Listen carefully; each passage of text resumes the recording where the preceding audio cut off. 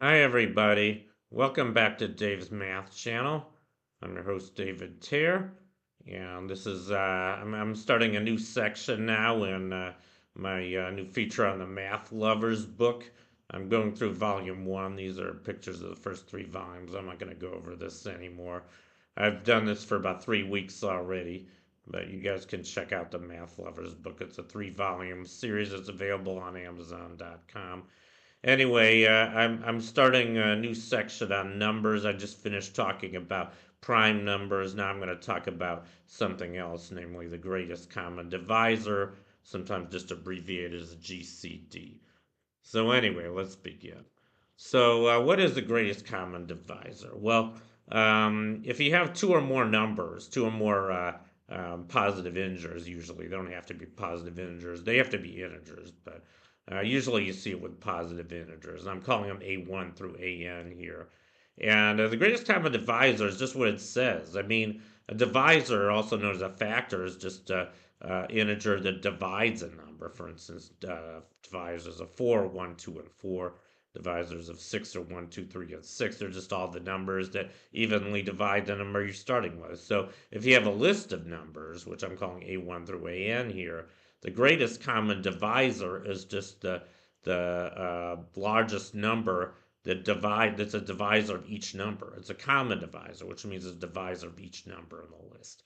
And there's more than one common divisor. I mean, one is a common divisor of any given set of positive integers because one's a divisor of every integer. So that one's not very interesting. And sometimes you get more than just that one. Sometimes you get, you can have as many as you want, but the greatest common divisor is just the largest one that's common to each of them. And there's a couple of techniques for computing greatest common divisors, and the reason we do this, it turns out the greatest common divisors are very important and very useful. In particular, you might have learned this in grade school, but whenever you want to add or subtract two fractions, you always want to. Well, they're using the least common multiple, which is related to the greatest common divisor. But there's other cases in which you want to calculate greatest common divisors. Just trust me on that. It is a useful concept. So anyway, I'm going to describe one method for computing greatest common divisors. Uh, Probably the most kind of obvious algorithm. It's not the most efficient, but I'll just start with some examples. I think you'll see how this works after I do a few examples. So suppose we want to calculate the GCD, or greatest common divisor, of 4 and 6. This is pretty easy. I mean, you might even, without thinking, know the answer is 2. But how would you know this? I mean, we want a method, and the method involves first calculating the prime factorization of each of the numbers. So 4 is 2 squared, or if you like 2 times 2. I think it's better to write an exponential form. 4 has, remember I mentioned when I was talking about prime numbers that the fundamental theorem of arithmetic says that every positive integer has a unique prime factorization up to ordering of the factors. We usually order from smallest to largest. So the unique factorization of 4 is 2 squared. That's the unique factorization of 4 as a product of prime numbers. 2 times 2 or 2 squared. Similarly, 6 has a unique factorization 2 times 3. And now what we do when we want to find the greatest common divisor of 4 of 6, we just have to find we have to go through each prime divisor of each number. And there's only 2 primes in this case, 2 and 3. Only one really care about because 2 is the only divisor of 4, only prime divisor of 4. So you look at the exponent multiplying 4, in that case it's 2, but then you look at the exponent on 2 in the prime factorization of 3, and then the exponent's 1 to the 1 times 3 to the 1, if you like. So we take the minimum exponent, which in this case is 1.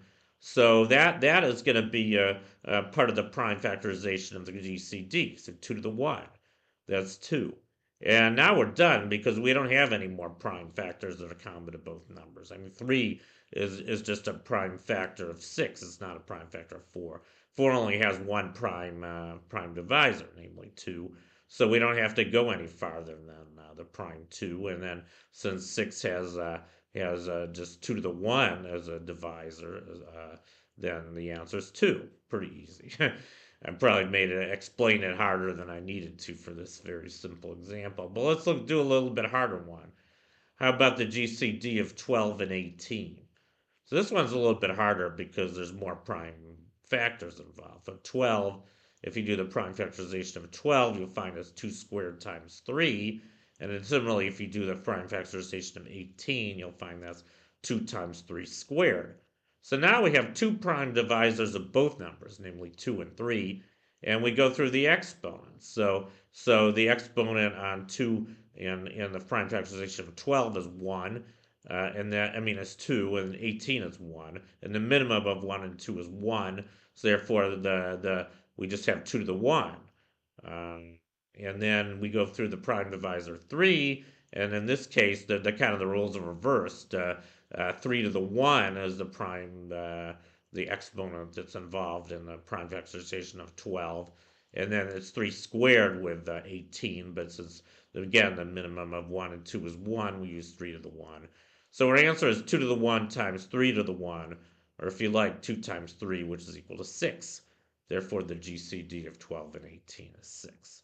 So it's a pretty straightforward mechanical procedure for computing GCDs, greatest common divisors of arbitrary, at least pairs of integers. And let's just do one more example. Here's a kind of a hard one. How about 72 and 108? Well, now we got, so 72 is, what is it, 2 to the cubed times 3 squared. 8 times 9, 8 is 2 cubed, and 9 is 3 squared. And 108 is, what is that, 2 squared times 3 cubed, I believe. Yeah. So same idea. This time it's kind of the same as the last example, except this time the exponents are 2 and 3. In the case of 72, it's 2 cubed times 3 squared. In the case of 108, it's 2 squared times 3 cubed. Again, the minimum of 2 is 3 is 2. So we're just going to get 2 squared times 3 squared, which is 4 times 9, or 36. So that's how you do, with two numbers. Actually, I guess I'd give one more example here. And this is more complicated than the other three. So now what about 180 and 300? Well, now we gotta, I think the hardest part of this is actually doing the prime factorizations. You're probably gonna have to make factor trees of 180, 300. But if you do that, you'll find that 180 is 2 squared times 3 squared times 5. And 300 is, what is it? Um, 2 squared times 3 times 5 squared, I believe. Yeah, so now we get three prime factors that are common to each of these numbers, namely 2, 3, and 5. And we have to go through each exponent. So for both 180 and 300, the exponent of 2 is 2, so we can have 2 squared as the power of 2. And then for 3, since the exponent is just 1 for 300, it's 2 from 180, but we use 1, so we use 3 the first, or 3. And then for 5, the exponent for 180 is 1, although it's 2 for 300. So again, we have 5 to the 1. So our answer is going to be 2 squared times 3 to the 1 times 5 to the 1, which is 4 times 3 times 5. If you work that out, it's equal to 60. So in this case, the GCD of 180 and 300 is 60. So that's how you do two numbers. Pretty straightforward. And it's really not any more complicated if you have more than two numbers. I'm going to finish with a couple more examples showing this. So suppose we wanted to compute the GCD of 4, 6, and 12. Well, now we have to do 3 prime factorizations. So 4 is 2 squared. We already saw that. 6 is 2 times 3. And 12 is 2 squared times 3. Again, there's only one prime factor that's common to all these numbers, namely 2. And since the minimum exponent in this case is 1, which is the exponent of 6, our answer is just going to be 2 again. Not so exciting. But here's one more example. How about 27, 36, and 45? Again, same idea. I'll do the prime factorization. So 27 is 3 cubed. 36 is, 2 squared times 3 squared. And 45 is 3 squared times 5. Notice that there's only one prime factor that's common to all three of these numbers, namely 3. We just look for the minimum exponent, which in this case is 2, which is the exponent on 36 and 45. So our answer is going to be 3 squared, which is 9. And That's it. So that completes my video for today on GCD. Next time I'm going to talk about another algorithm for computing GCDs known as the Euclidean algorithm. It turns out this is a much more efficient algorithm than the one I described today. It was actually discovered by Euclid, who was a very great mathematician, and one of his greatest achievements was the Euclidean algorithm. But I'll get to that next time. Anyway, thank you for watching. Long live math, and I'll see you guys next time. Bye.